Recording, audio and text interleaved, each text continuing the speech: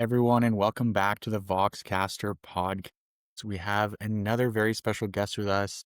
But first and foremost, as you all may know, my name is Giants Painting Minis. I'm always joined by my co-hosts, Steve and Kim. Hello. Hello. And today we are joined by the very lovely Saint Celestine, as you can find her on Instagram. So please help us welcome her onto our episode. Hi, everyone. Yay. So as we do with most of our guests, this is just going to be a fun, lively little hobby chat with you. Just kind of see your hobby experience, how you got into it, maybe your journey along the way, some things that you see that are really great, maybe your opinion on some things, and we just kind of dive right into it. So I know that Kim and Steve have some questions lined up for you that they're excited to dive into. Whichever one of you wants to start. I'm easy, Kim. If you want to start, feel free. We'll give you the spotlight. Yeah. Oh, it's hot underneath the spotlight. No, I guess we'll just start with the classic. When did you start getting into Warhammer and what kind of drove you into the hobby? So it was in October 2023 for the first time that I came across Warhammer when I was just randomly looking at some stuff on Instagram. I actually saw that there was going to be a live action and I was very intrigued by it because I thought, okay, what's this? And I started Googling it and I really, really liked the concept of it. It was very nerve-wracking in the beginning to try and understand everything about the hobby and how huge it actually is. I mean, it's insane with Yes. all of the lore and all of the minis. And then I started looking at the mini painters on Instagram and I instantly fell in love with the idea of painting them. So the reason I kind of got into it is I was looking for something new. What I found was, a community that's really supportive and caring and just a bunch of wonderful people all encouraging each other. And as I looked into it, I figured out that, a lot of us that are part of the hobby is because we were looking for something to be a part of. And, a lot of us were motivated by loss and sadness and pain. And, for me personally, I related a lot to it as well. And I love that you bring this forward, that you found your people and that you can connect, because I feel like a lot of people who are either starting out or even veterans in it, like for example, Kim just started this year. And so she has a lot of this. Sorry, the reason I said Kim has a lot of questions for you, because she actually has a lot of newbie questions that she wanted to ask to see how your journey has correlated with each other and if you guys kind of had similar things. So just to quickly touch back on the gathering thing, because one thing that about your page that I instantly messaged both Steve and Kim and said, we need, Saint Celestine is incredible, because one thing that you do on your page that I love is you're constantly tagging and showing off people's work in your story. And it's actually led me to discover a lot of artists through your page. So one, thank you for doing that. Nobody in the hobby has ever thanked you for that. I want to personally thank you for that, because I truly love when people do that, sharing other people's work. And sometimes you may not always agree with their style or their painting technique or the way that they've approached a project, but you can still appreciate that it's an artist who sees something unique and beautiful in what they're doing. And I think that that's kind of the beauty of the hobby and somewhat the world, is that we all have our unique views, but we can all come together in one space and share it together. So I love the fact that you're constantly sharing people's pages. And if anybody has not checked out St. Celestine's page, please do, because she's constantly always sharing lots of other people. And I highly encourage everybody to do that, not just yourself, but I feel like I've seen other pages kind of do it like periodically, but with you, you're the first one I've seen that's consistently on top of it. So I think personally, that's just an amazing thing. I just wanted to say that first and foremost. Thank you. I remember when I was starting out, when I got my first share, it was like the best feeling in the world. Those shares kind of led to me making like really good friends because people found my account that way and we started talking, and, a lot of my friends I met through. And also, it's so nice. There are so many amazing accounts. Some people just starting out, painting their very first miniature. And I remember how that felt. It is so intimidating when you actually order it and you get it and you're like, no, it's not actually this small. Oh my goodness. And just actually finding the courage to actually paint that very first miniature. So it's always lovely to share people's pages that have actually taken that step, because it is actually really intimidating. And there are also accounts of people that have been painting for years, but only recently kind of got the courage to actually open an Instagram account. And those are lovely little finds, because there are some great artists out there that people haven't discovered yet because their accounts are so new. Yeah, Not wrong I at all. yeah, no, I think that is an amazing point. And we kind of have talked about this in the first transmission as well, in that there's so much talent online, on Instagram, everywhere you look, that it doesn't a share or like the fact that your post isn't getting the same amount of attention as somebody else doesn't equal it's not good enough or it's Yeah. not like good enough quality. It's hard being seen in like a sea full of mini Yeah. painters. But no, I think sharing that and showing visibility to artists is incredibly important. And you were talking about like intimidation. I remember even painting my first model. I was like, I cannot pick a single color. Like if I pick the wrong color, the whole model's ruined. I can't go back. I can't fix it. Like it's gonna look so bad. And Max was just like, it's just paint. You can just over it if you don't like it and start again. Yeah. Yeah, I think a huge thing to remember in our hobby and like Instagram itself is no matter if you've got 50 people following you or like Celestine with like 1,400, if you put that many people in a room looking at your work, it's insane. I don't mind if it's 10 people, if it's 20 people who've liked it. You've got to think like, I was at Warhammer World for that event last weekend. Yeah. There was 250 people, but it's very hard to justify it. It's to quantify it, not justify it. If I may ask almost a joint question maybe to both of you then, because you're both fairly new to the hobby, was there a certain moment or a certain time where either of you have felt that, okay, I actually do feel confident now showing off my artwork, or I feel like I'm at a point now, I almost want to be showing off my stuff instead of it being almost like, worrisome or intimidation or anything like that? Well, actually, from the beginning, I was actually excited to show off my artwork because what I saw when I was going through Instagram was some obviously very new painters painting their minis and posting them, and the overwhelming positivity in the comments about new painters painting their first minis. Like, welcome to, the hobby and keep going. And it looks great, great scheme, never anything negative.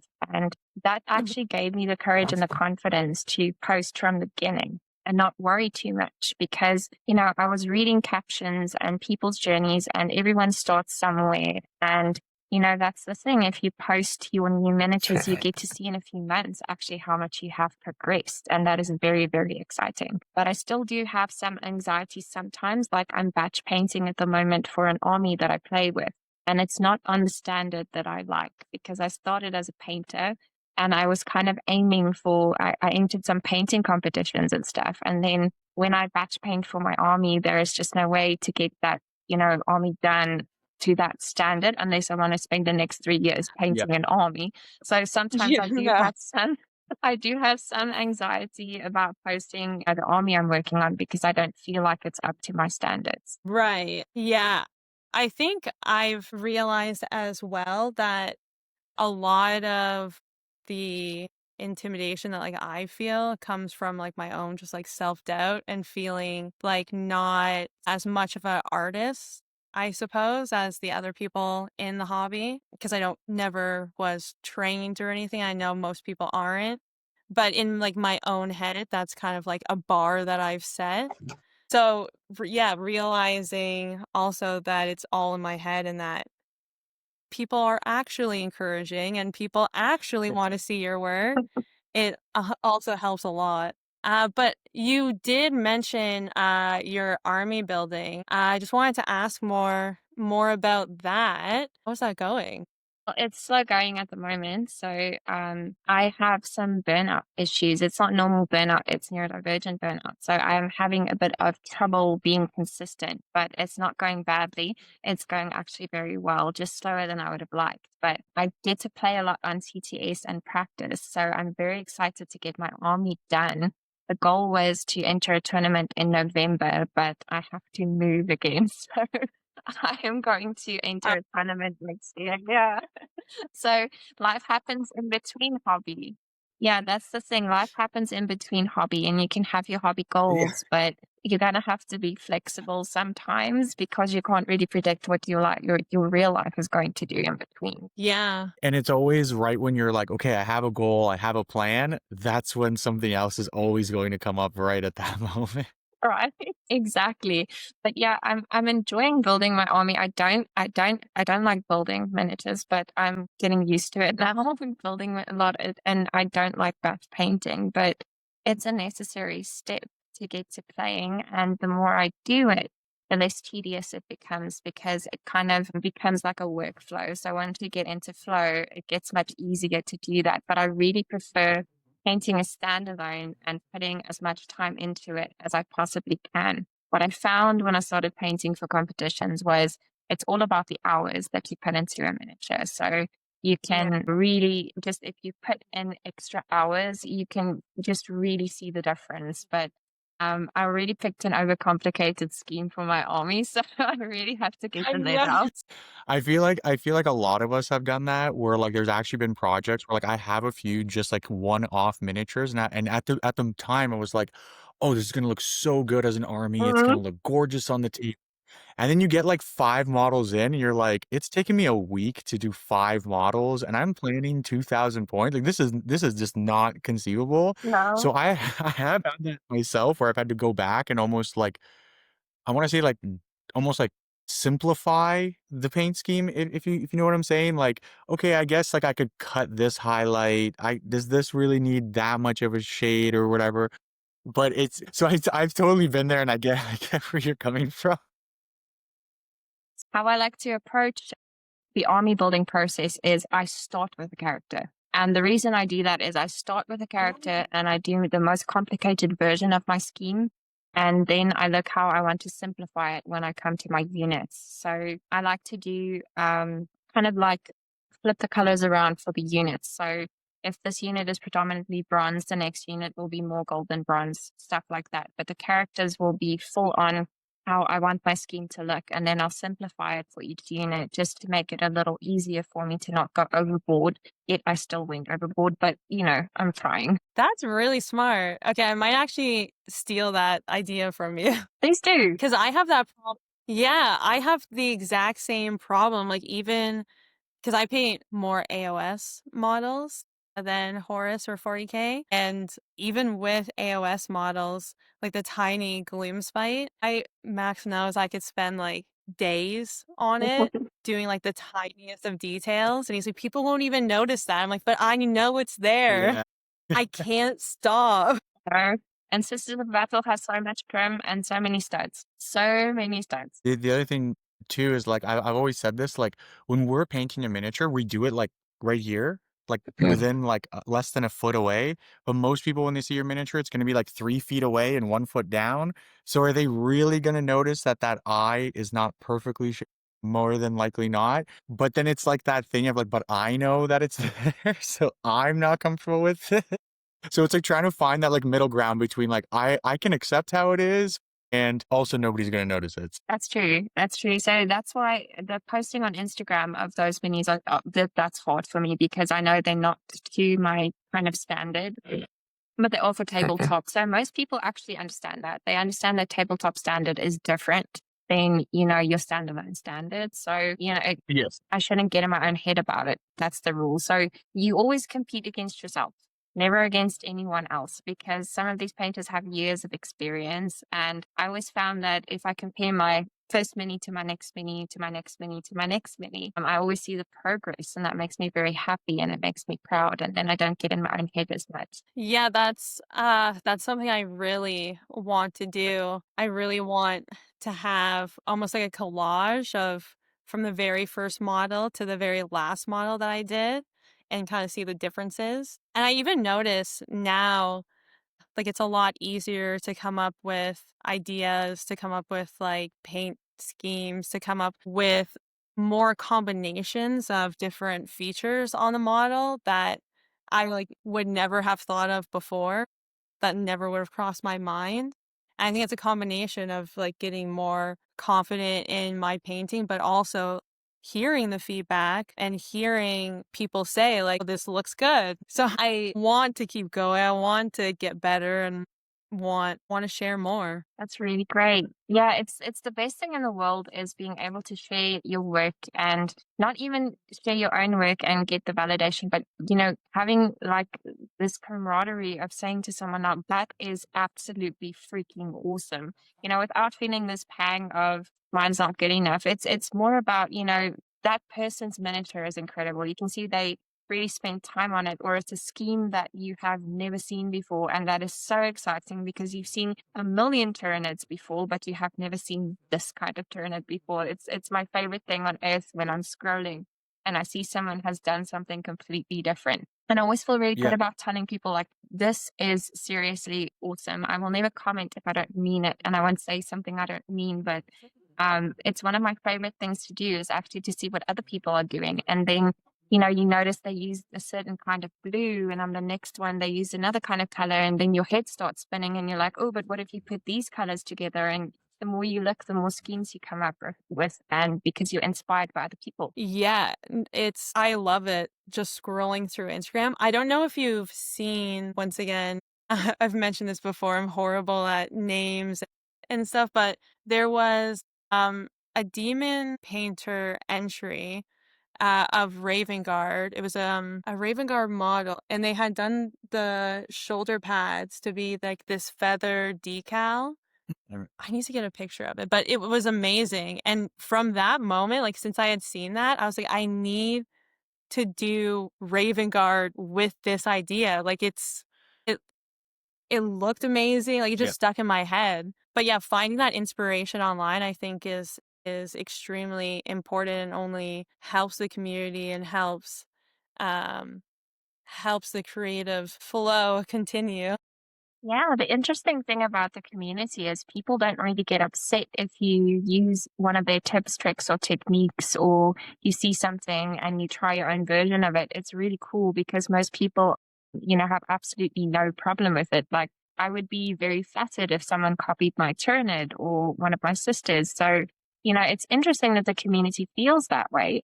No one is like, this is proprietary and this is my work and how dare you use my scheme. So it's an interesting mindset that the community has approaching these kinds of things. Well, and it's funny because this was one of the main reasons that we wanted to actually start this podcast and have our website and everything else, because we wanted people to know, like, hey, if you see somebody, this is their Instagram, this is how you reach them. Please reach out to them. We're encouraging people that listen to not just this episode with you, but yes, if you are listening to this episode, please, if you see something Saint Celestine has done, please reach out to her.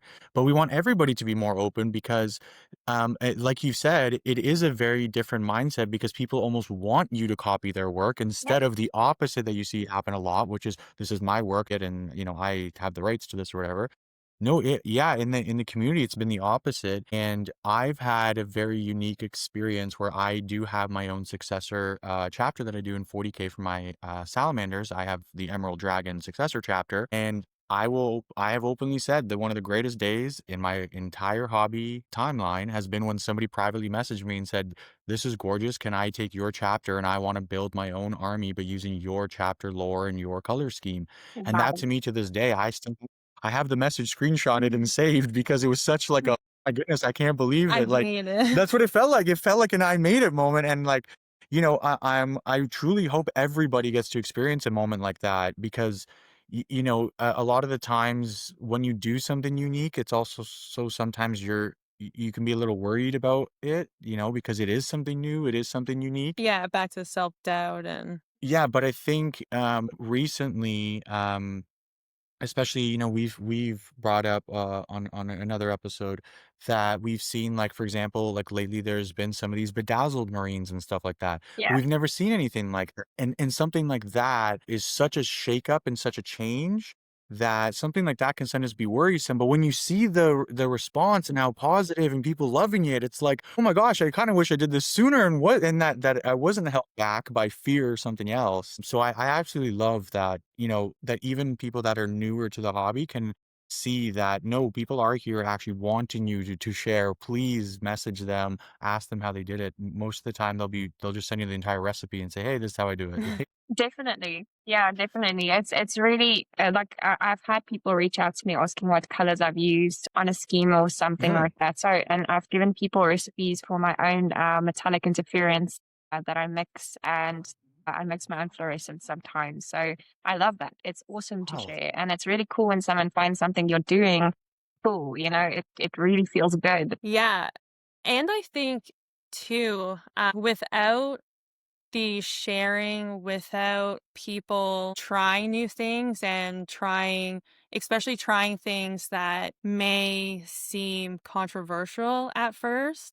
But I think it's important that people do those things as it leads to new model designs, new characters, new books, maybe new shows. Like War Games Workshop may see kind of like what's happening in the community, and that can influence what's coming out in the next generation, the next year. So I think it's important to again continue creating things that may seem like I don't want to say a bad idea, but just may seem controversial. Yeah, an out of the box idea, something that you've never seen before. Just Yeah. like, wow, what is this? Yeah. Yeah, exactly.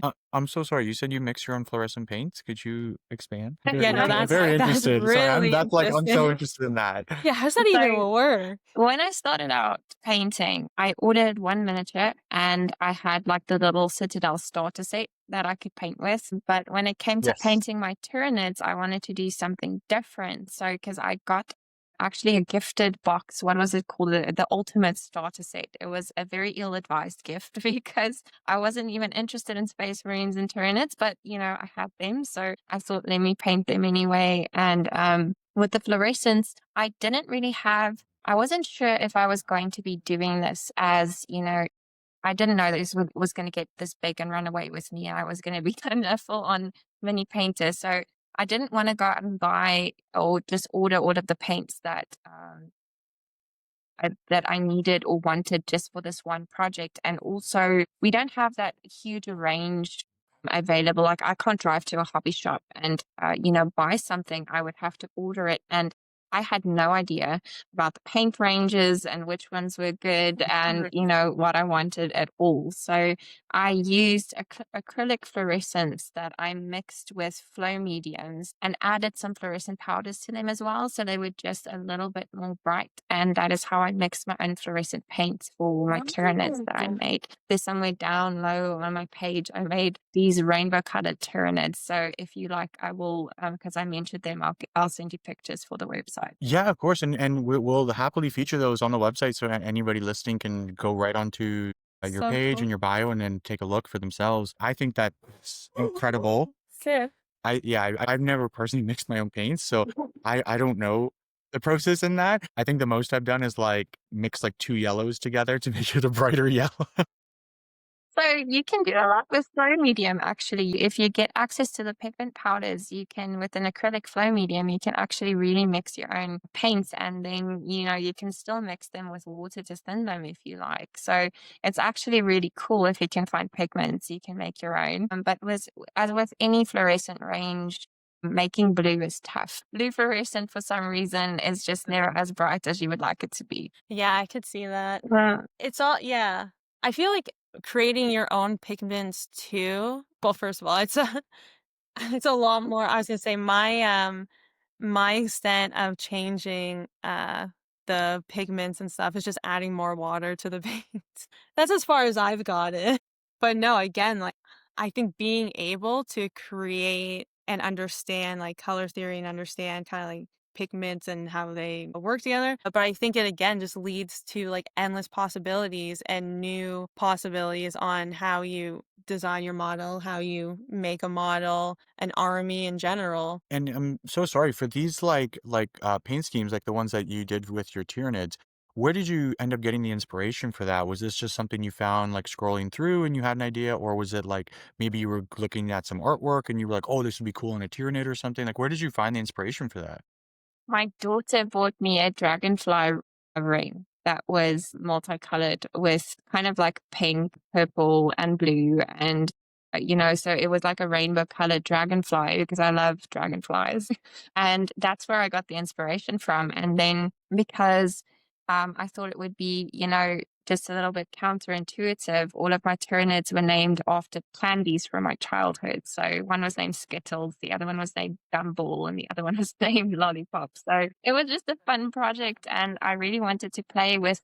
The thing I love about Tyranids, they were all termagants, and the thing that I love about Tyranids is they have so much detail, and the detail picks up so easily when you paint on it. So for someone who was new to painting like me, it was fantastic because I could use like a type of a contrast that I mixed for the body part, and then on the armored parts, I put my fluorescence and stuff, and it just really pops, and all of the little lines on the sculpt itself really picks through. And then you can just kind of highlight it slightly, which was great for someone who was very new at painting. So simply priming it and dry brushing it and then painting it, you already have so much detail. So that's why the Tyranids are really exciting for me. Yeah, no, I actually have this might be my biggest army, and I actually do them in like the slap chop method. I'm a very big speed painter, and that was the thing that actually I love about any Tyranid project is when you do that dry brush, the amount of detail that actually pops on a Tyranid model is I think a lot of people don't expect it. Like, especially around, personally, I find around like the neck and the head area, you see all the actual muscular strains and stuff that like sometimes you miss on the box art due to the shadows, or when you just build it in gray plastic, your eye maybe doesn't catch it. But when you do the black primer and then you do the dry brush, it really pops a lot of these, like the outlines of the shells, like where the chitin, chitin, however you pronounce it, where it like really hard separates, because that'll stay so black, but then you have the white edge of the chitin, chitin, and then your skin tone, and it's like a hard separation now. It almost like makes it pop more on the table. And when I did my scheme is like they have blue skin and gray armor, and the one thing that I was trying out different little schemes with it, and I was trying to do one thing or another, but it was almost like there was no hard separation between the gray and the blue. And then when I did the slap chop method, it was like so defining. I was like, this is incredible, this is the way I'm doing things going forward. So now I have like 4,000 points painted like that. So that's how we ended up here. That is awesome. Yeah, so what I love about Tyranids too is the lore behind them, that when they eat biomass, they change color. I really love that. So for my parasite project, I actually made a little diorama of them eating multicolored fluorescent frogs on a strange planet that now is no more because they devoured everything, and that's why they were rainbow colored.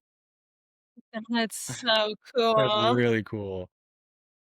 But, like, it's really unique too with Tyranids because you can do lore like that, because of, like, how adaptive and how changeable they are. You can literally paint Tyranids in any color scheme and it works. And I think I've mentioned this before, I think that there are certain armies that are better suited for beginners. Like, for example, Tyranids, Death Guard are Gloom. Gloomspite as well. And it's these armies that, like, if they have a little bit of mess or a little bit, like, it's not a perfect model, it almost looks better because it adds to the character instead of taking away. Like, sometimes I feel like, yes, Space Marines are a big push, and I see the appeal of Space Marines. I'm not against Space Marines. But at the same time, when it's a Space Marine, like they almost want clean panels, clean lines, clean edges, everything like that. But that's not the case really when it comes to Tyranids, and it opens up a lot more freedom to not be so like, it needs to be so precise all the time. I feel like it opens the door to new people to just, it's okay if you mess up because it's going to look great anyways. Yeah, and they're so fast to paint. They are. It's fantastic, and it's really fun, painting the details on the shells. I enjoy that so much. I agree. And it's like the little, like in the newer sculpts too, they have like all these like chips in the shell and like all Oh, this like do little they? things. Yeah, like there's a lot like in the shells, like they're not like they have like little like etched in lines into the shell, so it's not just a flat panel Oh, anymore. that's So fun. when you do the dry brush, it pops those little tiny details. It makes it actually look like a shell instead of just an armor plate. Yeah, no, the little dips as well. So the dry brush doesn't catch those little dips and just around it. And yeah, no, Tyranids are hella fun to paint. Like, I really enjoy using them as palette cleansers sometimes. Just when I get tired of a project, I'll just paint up a Tyranid real quick. Yeah, that makes it easy. It's like the Tyranids remind me also a lot of like Seraphon and obviously like the Trogoths from Gloomspite on like how well they just do with dry brushing and how well they do with like contrast paint. Yeah. Especially because they all have like the raised skin or like raised scales and stuff on them in like some sort of way. And that just, I feel like it just eats up slap traps so well. It's just such a Definitely. fun thing to paint. Definitely. If I didn't love Sisters of Battle so much, I would probably have just for the hell of it started a Tyrannid army. um, so I haven't played against them yet, so I'm not quite sure about the playstyle. But yeah, they're so much fun to paint and so much quicker and so much easier. A lot less trim. I'm drowning in trim right No, now. 100% true, and I agree with you there. So going back to your own personal painting and hobbying journey, this is again mostly a question for my own personal use. But what are some tools or brushes or I guess accessories that you would say are must-haves for people starting out painting in the hobby? Or if there are any must-haves? Well, I think for starting out, when you are first, painting and you're painting like your first miniature, I think it's really good to have a high quality dry brush because before you Yes. learn how to paint all of the details by hand and, to mix your colors, to glaze, it's going to be very important for you to be able to dry brush. Also, before you learn how to do your zenithal highlights and everything, dry brushing is an excellent way to get started. So that is really important. And then if you are painting an army with studs, one of these, it's one of those nail Yes. art tools where you just dip it in the paint and you just hit those studs with it. It saves you like so much time instead of trying to take a brush and actually hit them. So this is a lifesaver if you were doing an army. It's so funny how many things like from other industries that I'm seeing are being used in Warhammer and painting, like of the painters using the beauty blenders, like the makeup sponges for applying makeup. I'm like, that's so smart. Yeah, I want to try that. I'm going to try that at some point. Yeah, you should. It looks natural when you apply it. Like I saw a tutorial or like a video on somebody painting an Imperial Fist tank. What was it? Yeah, Sicarian Imperial Fist tank. And it looked so much better than I expected. Mhm. I was like, the beauty blender is actually better for paint than it is for makeup. Who would have thought?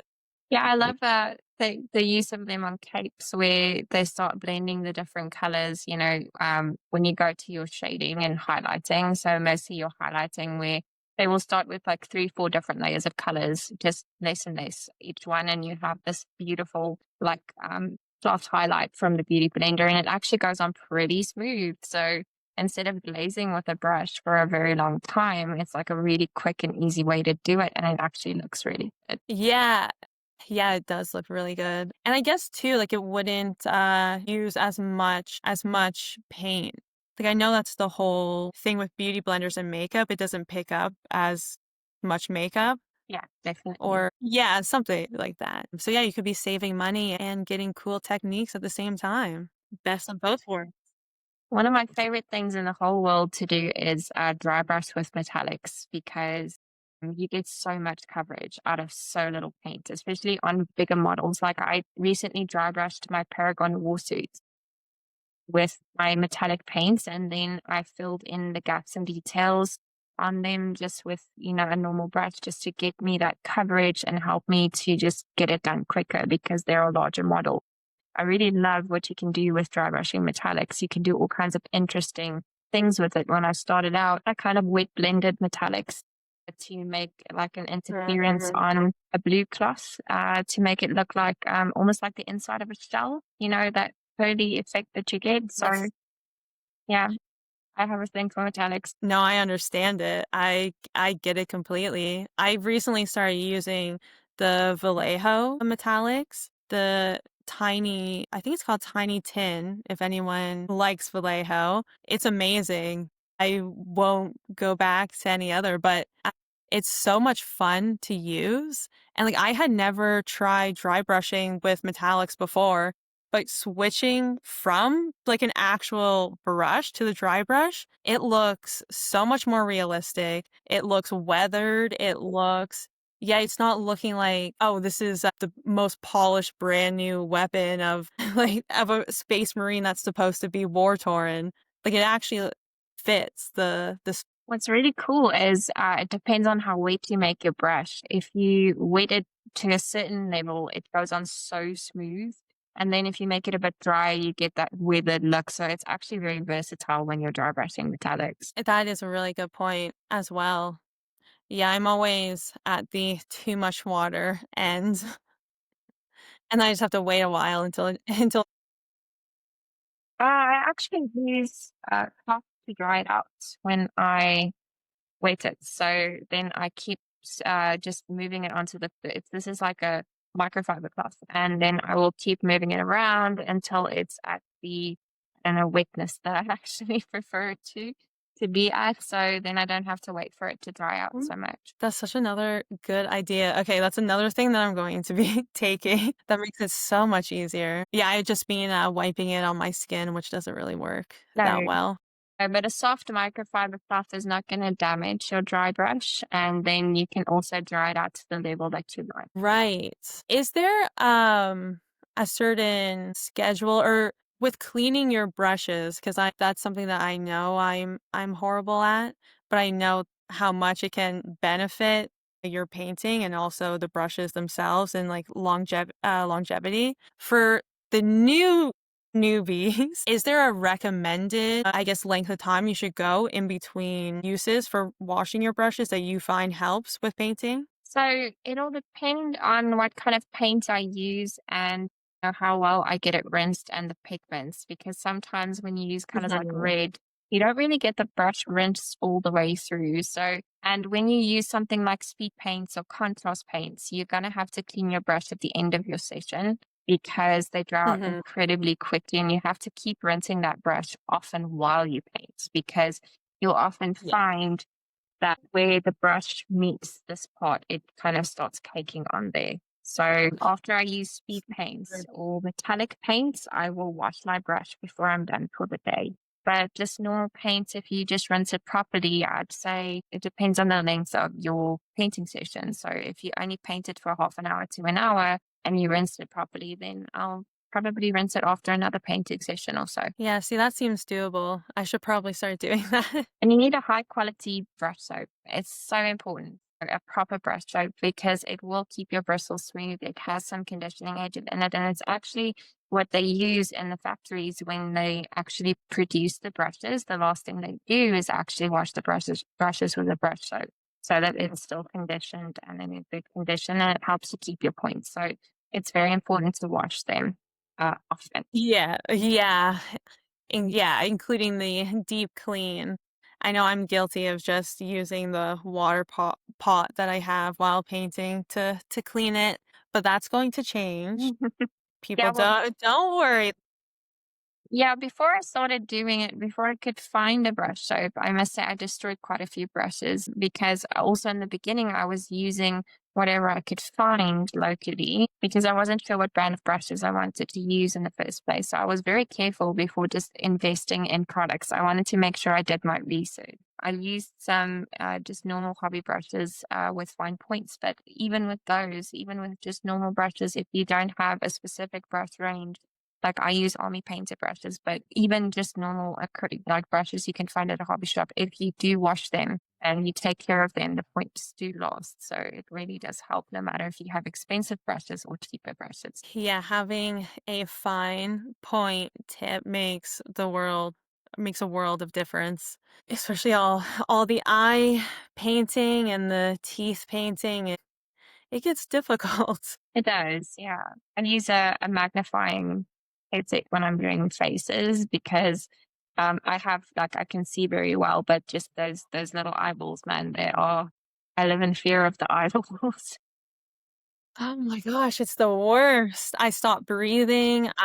I'm like hunched over in the weirdest positions, like bracing my hand. It's the worst.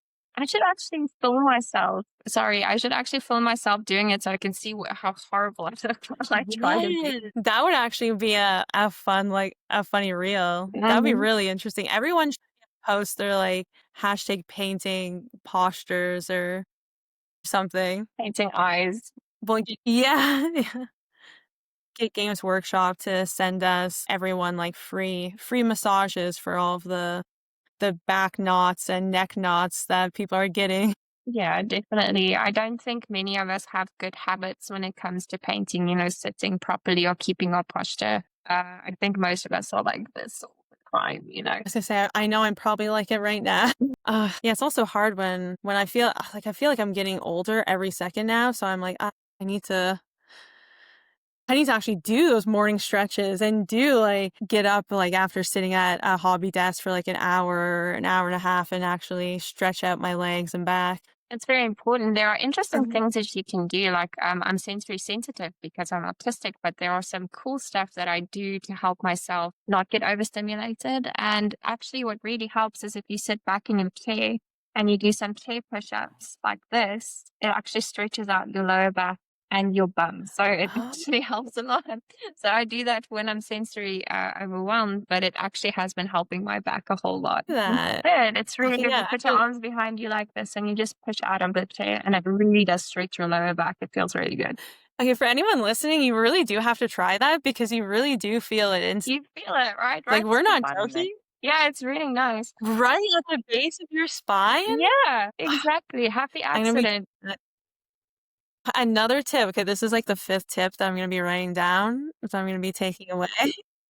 Yeah. I did want to ask. Oh, sorry. Mm, I was gonna say I did want to ask a question, kind of about. It's kind of an open-ended question. So if you don't have an answer, that's completely fine. But is there a dream project or I guess a dream design that you have in mind that it's not necessarily that I'm intimidated to put the project out there, but it's kind of like a long-term project and I have a lot going right now, but I kind of would love to do a battle scene from Horus Heresy where you have all of the different factions fighting together.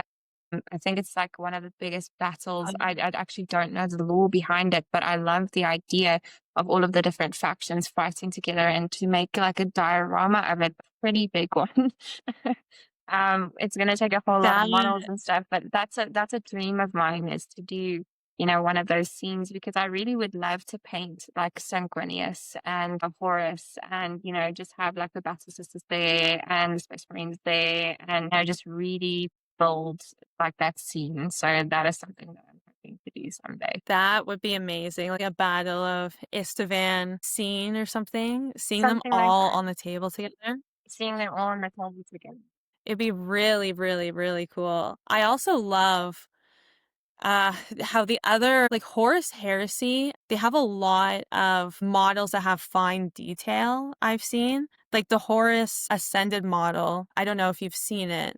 Yeah, okay, obviously. But that model itself, I feel like it would just make it would be such a fun model to paint specifically because of the little details and kind of how you can bring those details into the other models in the army and maybe even like add it in a little Horus Heresy thing tie in with a different faction or something.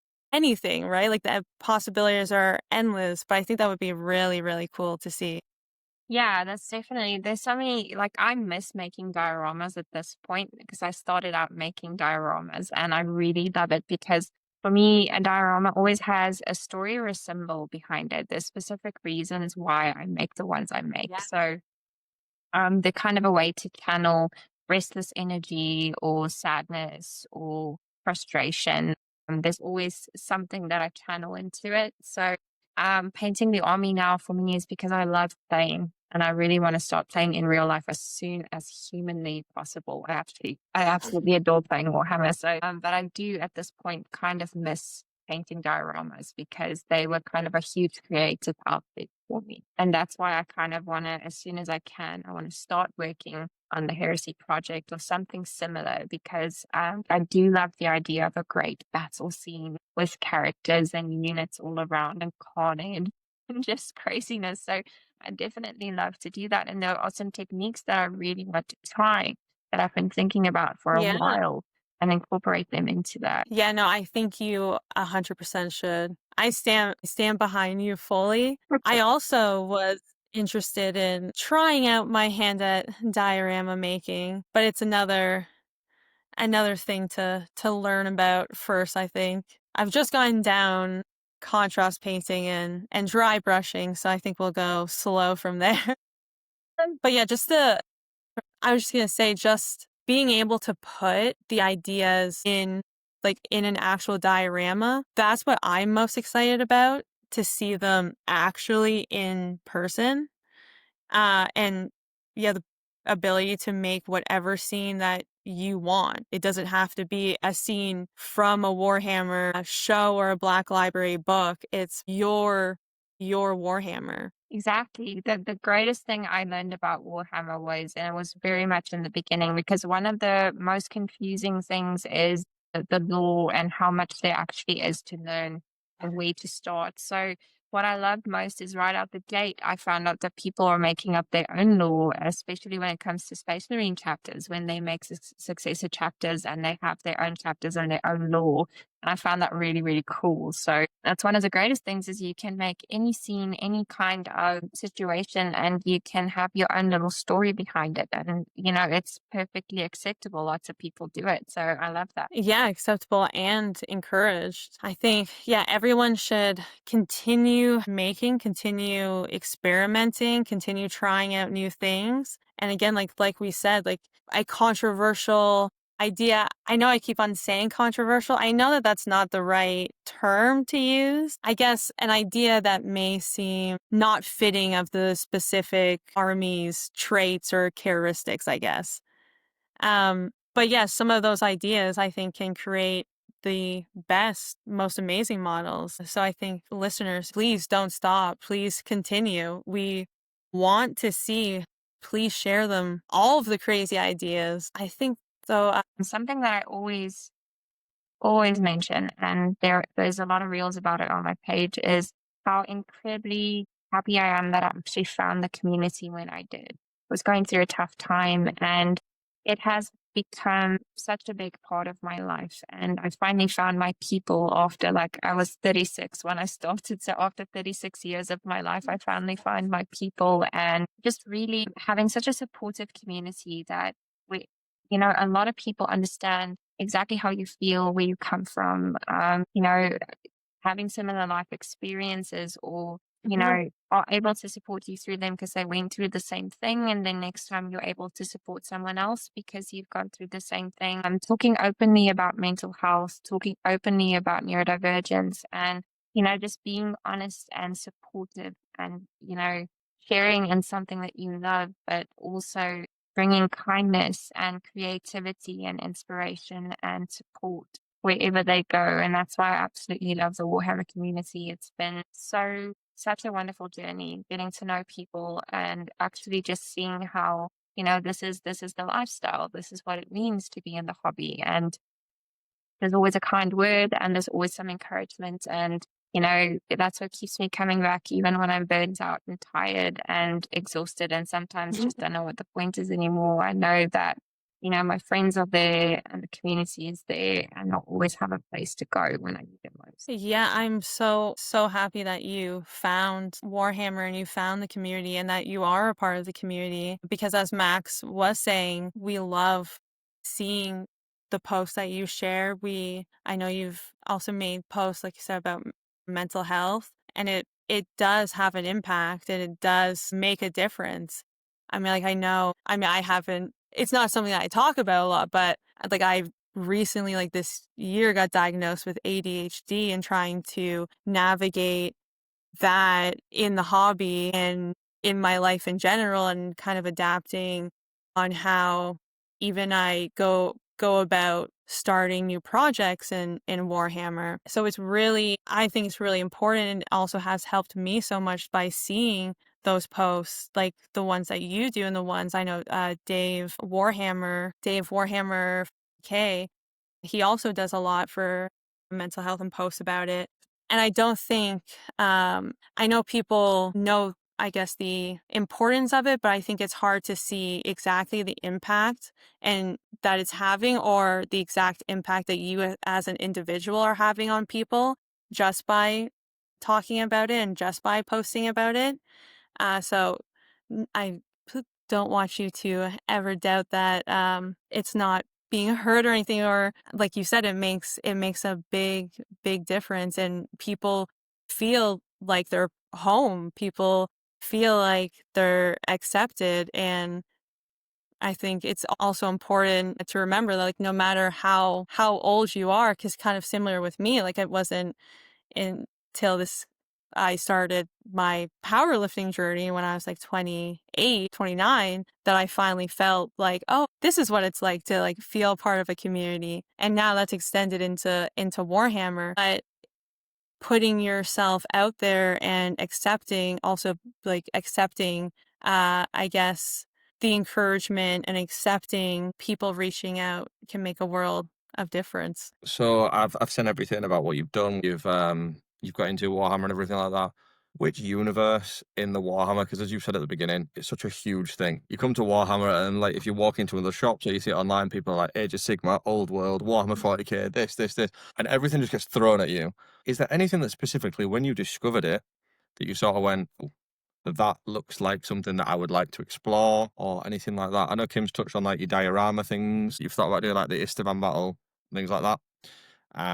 But yes, what universe kind of got your attention the most? So I started off with 40K specifically because well, from my perspective, that was the main one. So it was just It simpler is, for me yeah. to start with. And I really enjoyed the lore. I remember I was listening to Sandman of Terra's YouTube channel, and Yeah. what really hooked me was actually the story of the Necron's origin. Um, Okay. Yeah. yeah, I Okay. I really like that. enjoyed that. I was like, oh, I feel so bad for the Necrons. And that's the thing. I do. I feel so bad for them. It's horrifying, the poor origin story and everything. And that's one of the great things about Warhammer and the 40K universe in particular. Not that I know much about the others, is that there really are no good guys and bad guys. It's a matter of perspective. And Mhm. Yeah. that is something that it feels like social commentary. And in a way, it kind of feels like we are all part of, a safe social experiment where we actually discover through play how different systems actually interact with each other when it comes to social groups and stuff like that. So I found that fascinating. And that's why, Warhammer 40K in particular grabbed my attention, but I did feel conflicted when I saw the Age of Sigmar miniatures. Yeah, That's when the that's quite. conflict started. There's been a big discussion on every episode we've held now, is because as much as I can paint Space Marines all day long, like I know that that is the one thing that Instagram loves. Everyone loves to see a Space Marine painted with edge highlights. That is absolutely it. If you post one, if you do it as Bread and Ultramarine, the butter. boys in blue, you may as well just be famous now. Like that's it. But I have to say that the model quality in Age of Sigmar runs rings around 40k. Like I've just Yeah. started an army project for Cities of Sigmar, and like when I compare the two, and I've got like a Space Marine that is literally like half my finger size, and I've got little Cities of Sigmar guys who are like this big, but the detail packed onto them is absolutely stunning. Like the character, each person's got a mixture of faces. It's not just helmets. It's a lot more effort they put into the line. Like the orc I did, it's a lot more creative and fun, I think, is the big thing there. And I think that's what really makes somewhat of a difference between the two. I think a lot of people are like, oh, it's too playful to be enjoyable. As much as I agree, the Necrons, it can be sad, don't get me wrong, but like the flayed ones, I will have no sympathy for. They've got a flesh-eating virus that they spread to their own kind. I don't take sympathy for the flayed ones, like at all. Yeah, so I actually was going to learn Age of Sigmar. I actually Okay. started learning it as well. Yeah, I did the start learning course from Vanguard Tactics actually, and it's really, Mhm. really cool. And then I discovered that so very few people here in South Africa actually play Age of Sigmar. And then, when I actually started learning 40K, it's similar in some ways, it's different in others, but I enjoy the 40K gaming system a hell of a lot, I have to say. I Yeah, love it. they changed this year.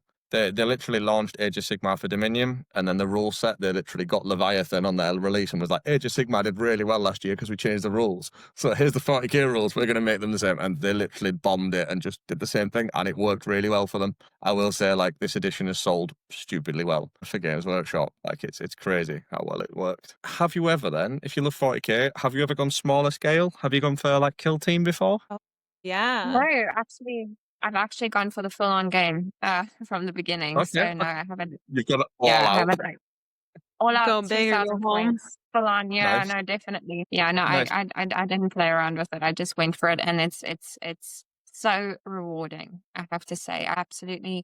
I love that it's so complex. And yes, you go through the frustration of when you learn the rules at first, and some of them are really ambiguous. And then you kind of need a Yes. village of people to help you talk through those rules so that you can find a way of starting to see the logic behind it. And eventually, you've gone through enough rules and you understand how, they thought about it when they, actually design the rules, and then you can kind of assume safely how certain rules need to be played. So it's a process. Yeah. Yeah, I I think. think that's fair. Sorry, Kim, go on.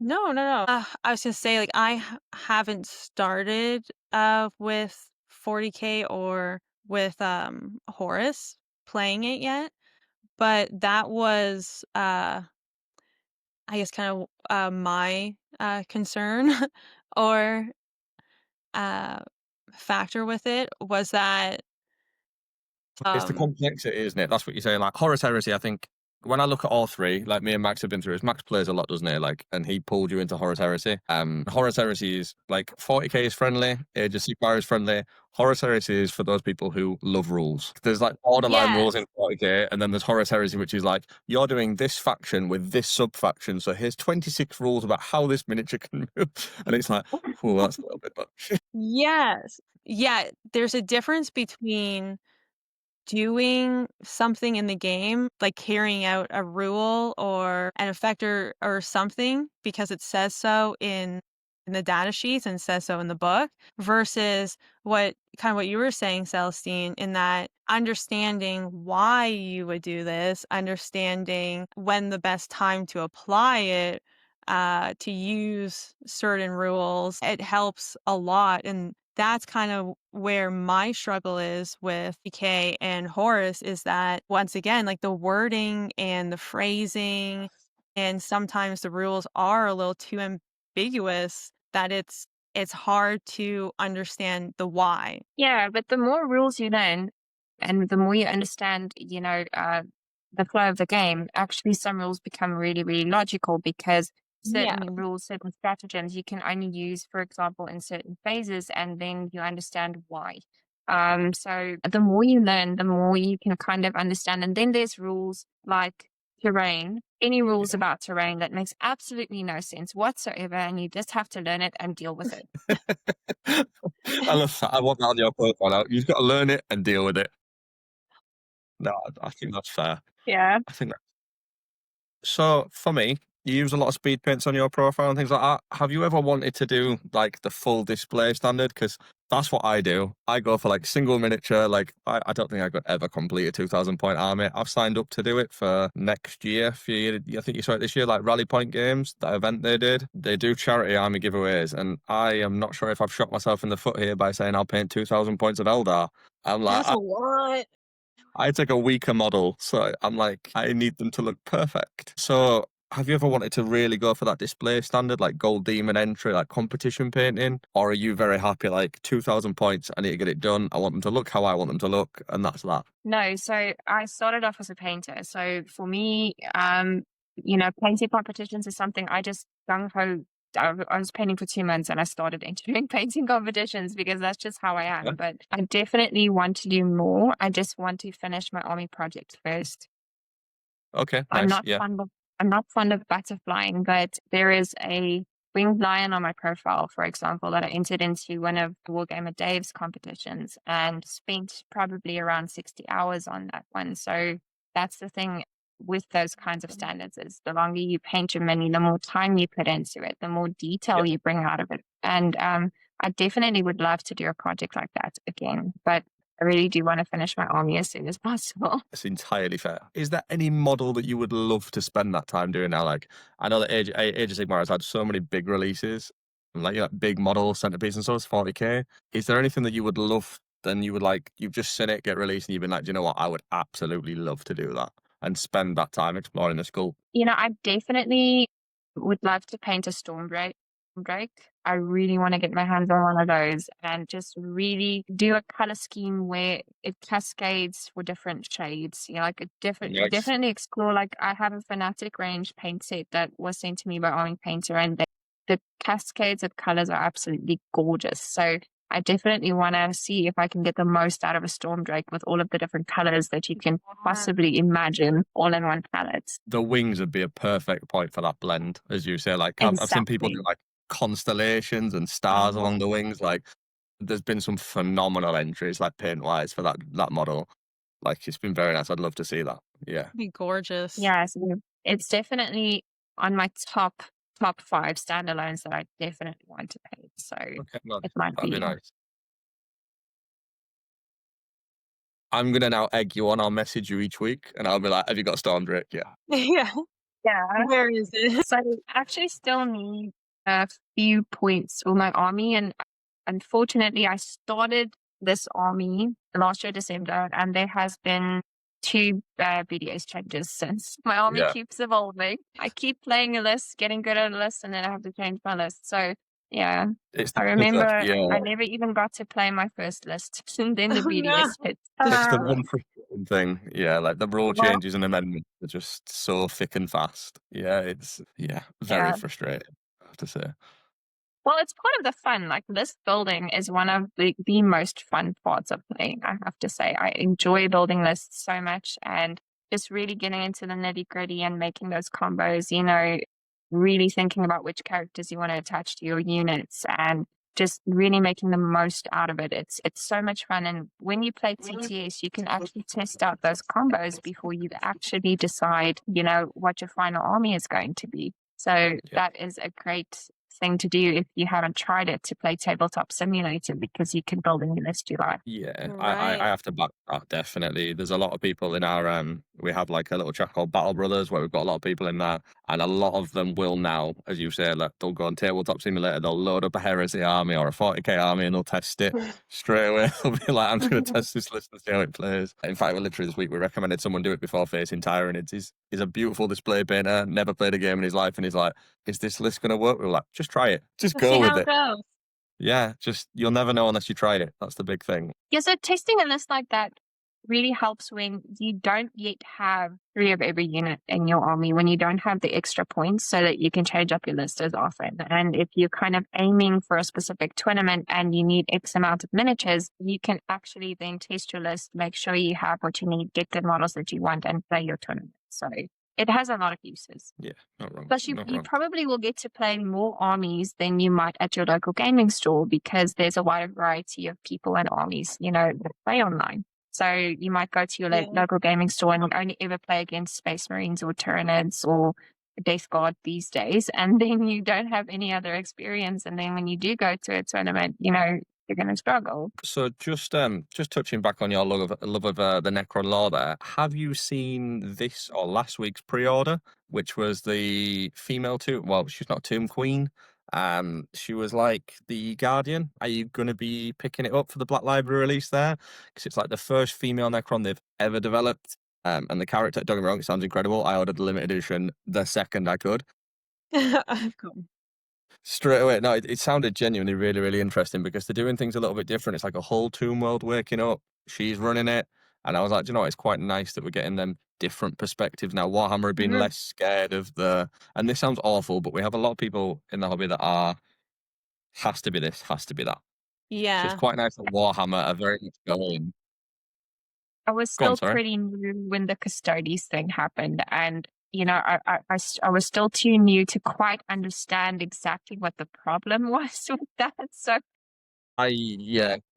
so, This I is before understand that. my time.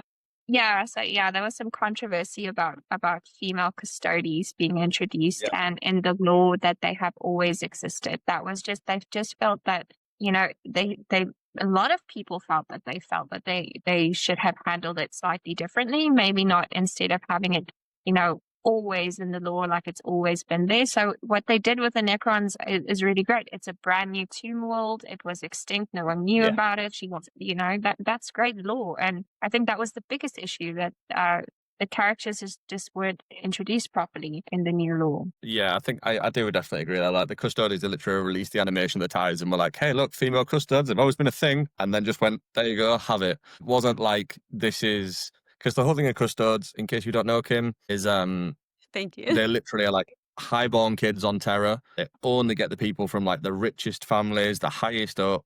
But it was always said like that it was always, well, it wasn't always said, it was always assumed as males because like Constantine Valdor, the first general, was a male, Trajan Valoris, male, all the heads in the sets, male, everything was said as male. It's not like in the 80s where we got female Space Marines and then they went, oh, we want to be more serious now, we're going to do only male. And it was like, okay. But yeah, they didn't do anything. They released a full new model selection, never said it. And then they dropped the animation and were like, that's always been a thing. We've just never actually rectified or wrote in any book and said that there was a female. Like, I've got no qualms with it because, to be perfectly honest, the custode that they showed in that animation was the best custode they've ever animated and had quite possibly some of the coolest things that happened. And I was like, how can anyone sit here and complain about some of the best animation and best representation we've had at all? But yeah, that was very interesting, actually, is being new to the hobby and seeing people kind of half explode over something, and you're just like, why is this such a big deal?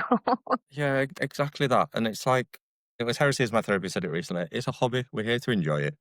Like the political side of it, we're not going to fight about it. We just enjoy it. Like it's, I get, like as you said, GW could handle things in a smoother way. I think on a lot of fronts, they've got the writing team.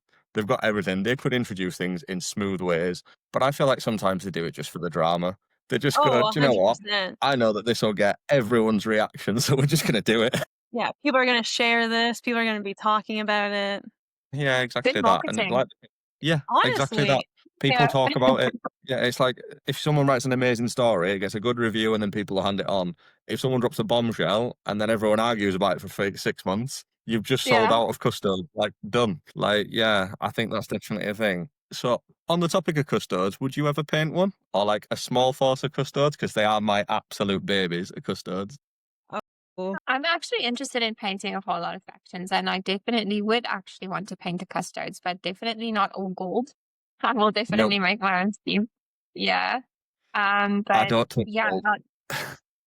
I would love to paint some Sisters of Silence as well, but those are obviously like in the huge Heresy project. Those are definitely going to be in there as well. Yeah.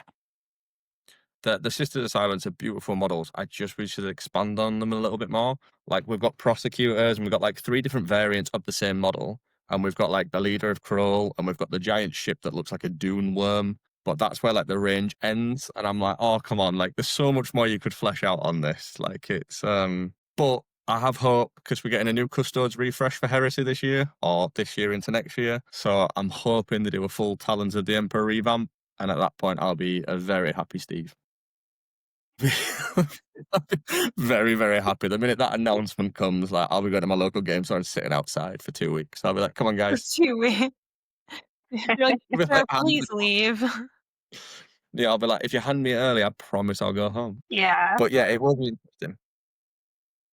It's interesting. They have been so many releases lately, and it's pretty. I'm kind of stuck to my faction, so I'll probably be a faction specialist. I don't think I will start another army. So, but it's interesting to see my friends, army hop each time there's a new release. I have no idea how you have the discipline or the mental capacity or the painting capacity to have multiple armies and actually learn all of their rules and play them.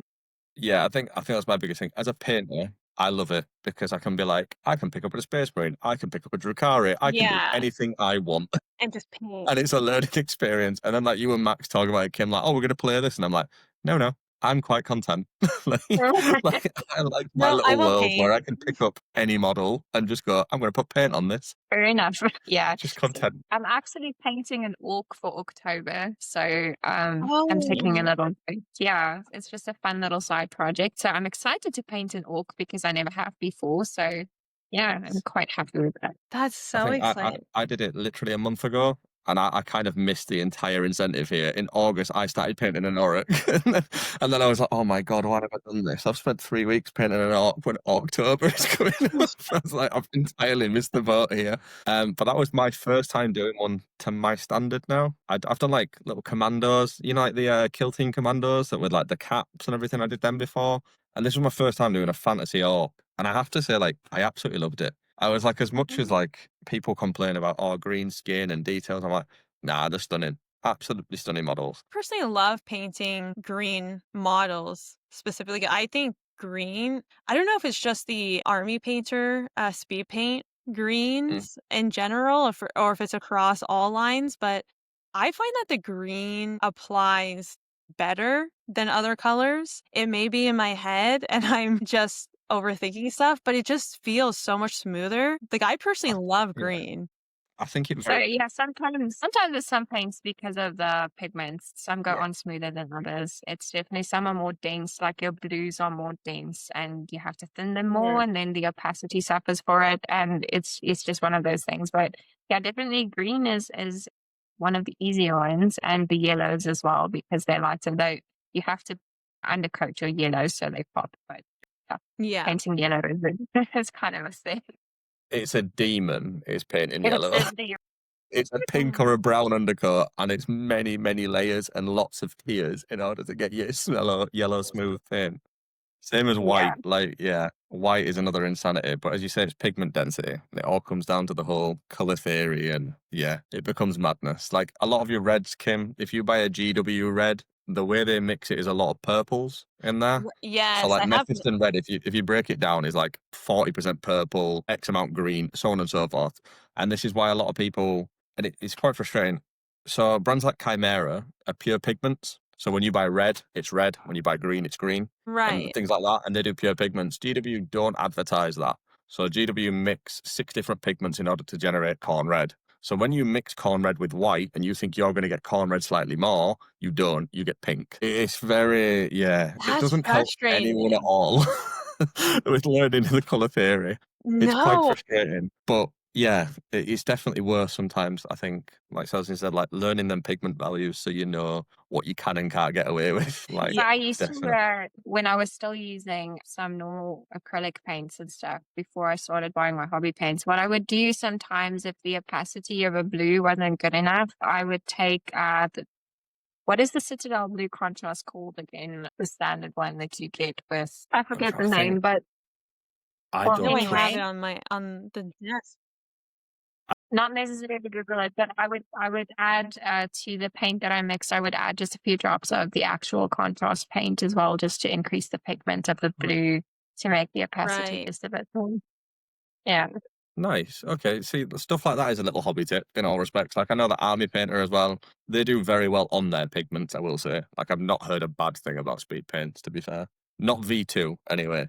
Like V1 had its issues, but V2 have been very good. Yeah, if you No, want your there's. yellows to pop, yellow speed paint over white primer is absolutely gorgeous. Mhm. Yeah, I would. Yeah, I use. It sounds really daft, but I use like so. I'll put like sand yellow down, so you like a light brown yellow, and then I just get Imperial Fist contrast and put it over the top, and it just makes it pop even more. Like it's just, Interesting. yeah, it's such a learning curve. I think with painting, I think you can do something 60,000 times, 6,000 different ways, Yeah. and get a different result every time. Yeah, Tweak the it's smallest mad. things. I don't think I've Really is ever mad. really used the paints in the order they were supposed to be used for. I mean, I have shaded with Oh, I see. contrast and I have highlighted with metallics and, so I just kind of use it however I see fit. So, and I would Yeah, that not works. normally wash something often with, shades or washes. So I don't know. I've always just played around with it and used it however I thought that would work for me at that point. So Yeah, I feel like at the end It's of the the best day, way. It genuinely is. yeah. Oh, sorry, Steve. No, no, don't be daft, Kim. Come on, you're all right. A big thank you to Saint Celestine 2023. Again, you can find her on Instagram. We're gonna share the link down below and on her Voxcaster page on our website that you can find on the Voxcaster.com. But again, massive thank you for joining us. It's been amazing talking to you and picking your brain apart and hearing what you have to say. And if you have anything else you want to add, we would love to hear it now. If not, I would just like to say thank you guys. It was really, really interesting. I had a really good time, and I really like the whole idea of your podcast and you getting to know, people in the hobby and getting their perspective on it. I think it's fantastic. Really appreciate that. Like, we wanted to give something back to the community and share it with everyone. Do you know what I mean? It's like we try to do everything. Trying being the main word, but we will get there. I think that's the biggest thing. But no, a That's huge thank you fantastic. for coming on. And I apologize for just randomly messaging you one evening and being like, "Hey, I'm Steve. Do you want to go on a podcast?" That's great. That's how most of the podcasts happen, I have to say. Yeah. That's usually how it goes. Not wrong, not wrong. But it's appreciated. It really is. And thank you for your time this evening. That's the biggest thing. Thank you for the time and thank you for being so open about everything. Thank you so much. You guys have a good day. You too. Thank you very much, Celestine, and thank we'll speak to you soon. you. Bye-bye. Bye. Bye. Bye.